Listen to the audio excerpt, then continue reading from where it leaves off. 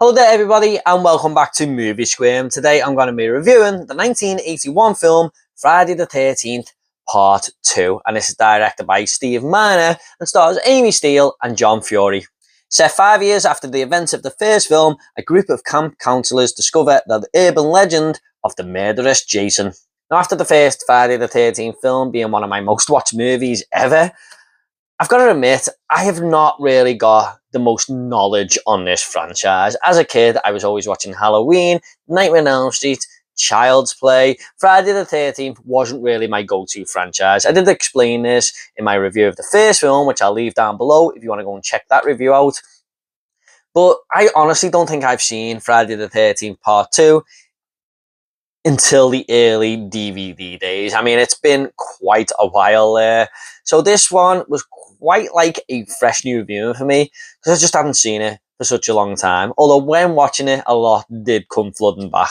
So let's just get into it now, guys. And I'm going to be talking spoilers throughout this review. So basically, we have a bunch of characters visiting a camp that seems to be just around the corner from Camp Crystal Lake right there.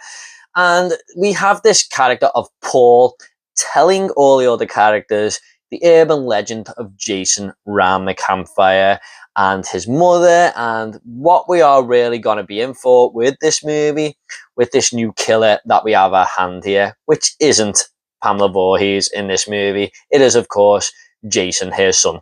But the way he tells this story with its eerie tone, it kind of just makes you sit up and listen. And I absolutely love the way this character tells the story, because you're just like, oh man, this is so classic horror. Such a classic way to do a horror movie and set the scene.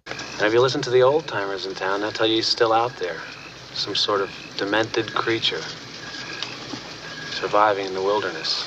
And I thought the certain scenes where we actually do go back to Camp Crystal Lake that's been abandoned and so run down give it a creepy little vibe there as well, because you can just tell so much bad shit has happened here. Once again, just like the first movie, the score just works so well here. When we are in Jason's point of view or some killings are about to happen, it just really puts you on edge and puts you right in the moment.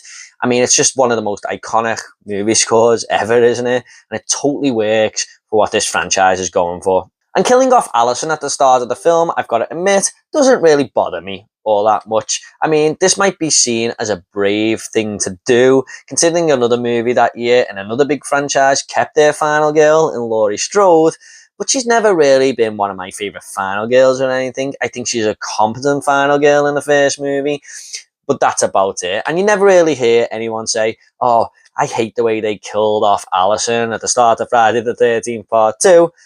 It's not like it's Hicks and Newt from Alien 3, let's be honest.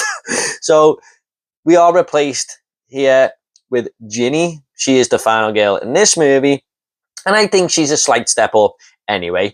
But when I say slight, I do mean slight. I don't think this movie is brimming with amazing characters or anything, but more on that in a minute.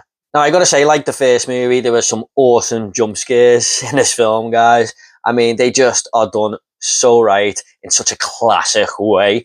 But one of them that really got me was when Ginny was going up the stairs and we think this couple have been murdered in the bed, and she slowly walks up to the bed sheet and takes it off, and we expect to see that dead couple in there. But my God, it's fucking Jason. Sackhead Jason, should I say. And he just starts walking towards it. I was like, holy shit.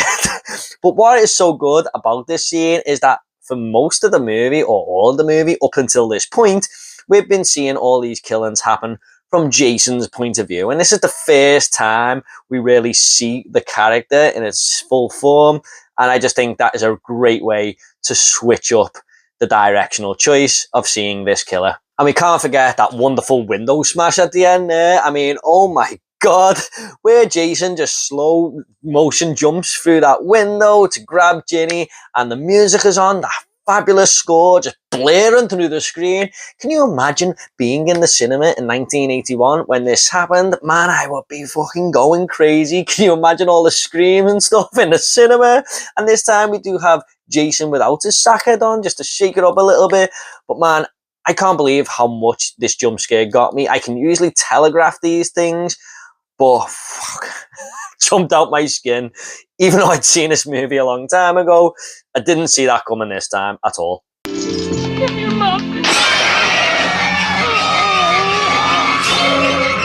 And I thought Ginny's idea to put Mrs. Voorhees' jumper on there to talk to Jason was an interesting idea to go with. I think it just shows that Jason is actually stoppable. I mean, he's got a weakness, he's got a frailty side to him, and that shows how smart her character is here. We didn't just get a cat and mouse game like the first movie, we actually got something that will play into Jason's background a little bit there and just show the man-child he actually is, who does everything his mother says.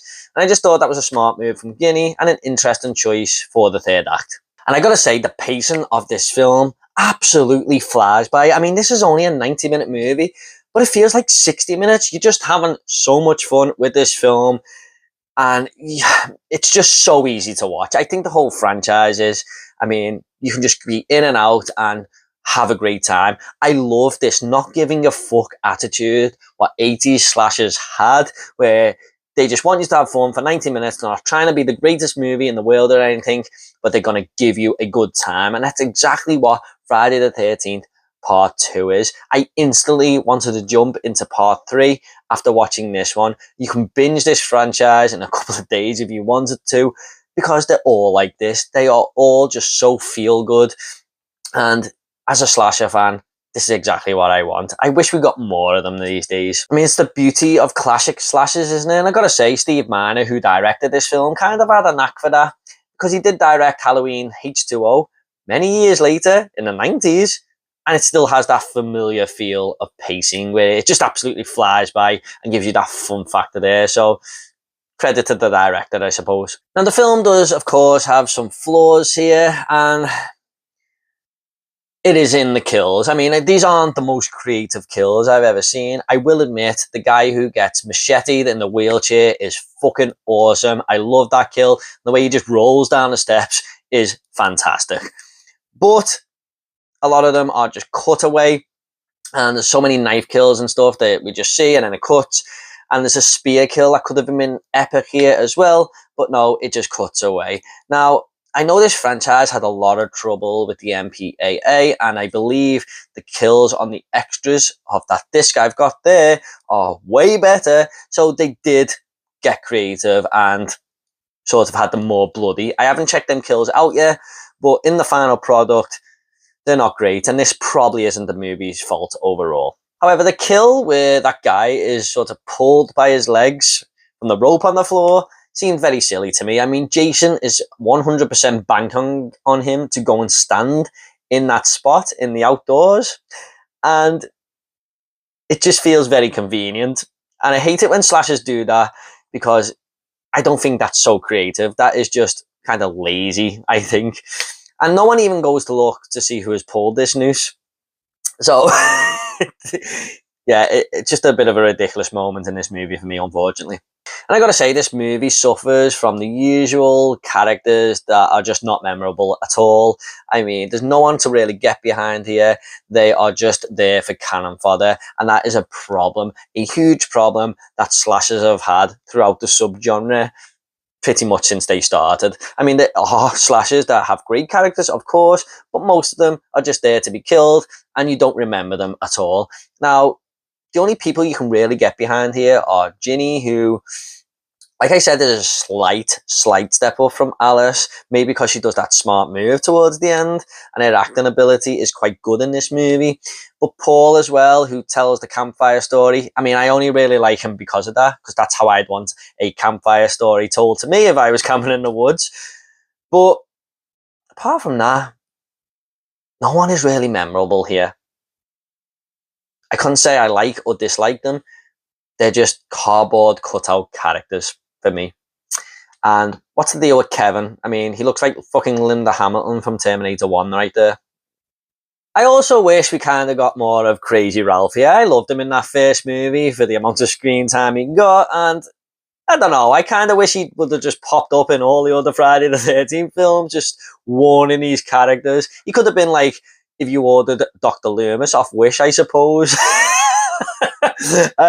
But I liked his character a lot in the first one, but yeah, they just kill him off here, and I really wish they didn't, because he is just such a quirky character in the first one, and he gives me so many horror slasher vibes, classic slasher vibes.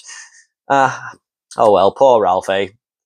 Crazy old Ralph. Also, I gotta say, this will probably not be my favourite portrayal of Jason. I've watched all the movies and I'm coming back for review purposes, but out of all the performances of Jason, this one really isn't my favourite. I mean, I don't like the look of him, the whole mountain lumberjack look that we've got here. I think the baghead Jason is ridiculous. I mean, I don't care what anyone says, the hole in the bag must be annoying the shit out of him because it must keep getting in the way of his eye. I mean, it's hard to comment on the performance of Warrington Gillette here because I believe he was just used for the window smash scene, and it was mostly Steve Dash who done all of Jason's stunts. But both of these characters only really come in towards the end anyway, because most of it's done from a first person point of view. So yeah, not my favourite portrayal of Jason, unfortunately, guys. I mean, a lot of people say this is their favourite. Definitely not for me. But he's fine. I just think there's better versions of him.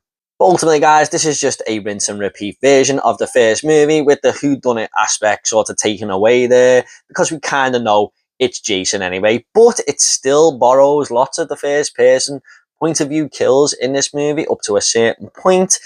We have the same story.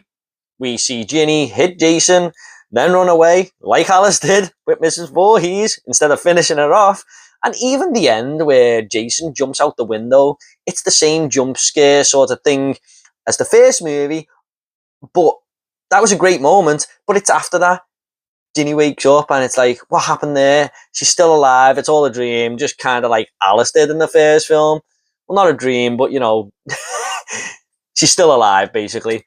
So it just felt very, very familiar to the first movie, and I kind of wish it would have shook it up a little bit there. But the only thing they do shake up is the killer. Also, do we really need that 5-minute refresh at the start of the film from the first movie? I'm sure most of the people who went to see Friday the 13th Part 2 seen the first one. But I know a lot of horror movies in the 80s done this anyway.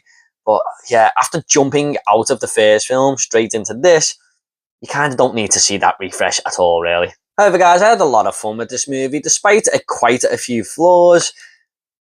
It's such an easy movie to watch. I mean, you can just be in and out, have a lot of fun with it, and it's basically a slasher fan's dream. But there are a few gaping flaws that stop it from being a great slasher, in my opinion, but it's definitely a fun one. I'm just going to go ahead and rate this movie now. I'm going to give Friday the 13th Part 2 a 6.5 out of 10. Yeah, I'm really looking forward to rewatching all these again now for these review purposes. So next up is going to be Friday the 13th, Part 3, of course. Okay, guys, at the end of these reviews, I always like to leave a little fun fact. Now, a fun fact for Friday the 13th, Part 2 is that Warrington Gillette, during the window smash scene, actually hurt himself. Because not only did he try and jump through the window, it didn't smash, and he ended up banging his head really badly there. Maybe you should have got Steve Dash to do that, Warrington. Okay, guys, hope you all enjoyed this review. Don't forget to check out my Friday the 13th Part 2 playlist down below. There's going to be more reviews coming in this franchise. I'm going to be reviewing them all. What do you think of this movie? I know this is some people's favourite, and that is fine. I see so many different opinions on this franchise, so please do let me know what you think of this film down below. And don't forget to give this video a like and subscribe if horror is your sort of thing. Thanks so much, guys. You take care, and I'll see you all in the next video.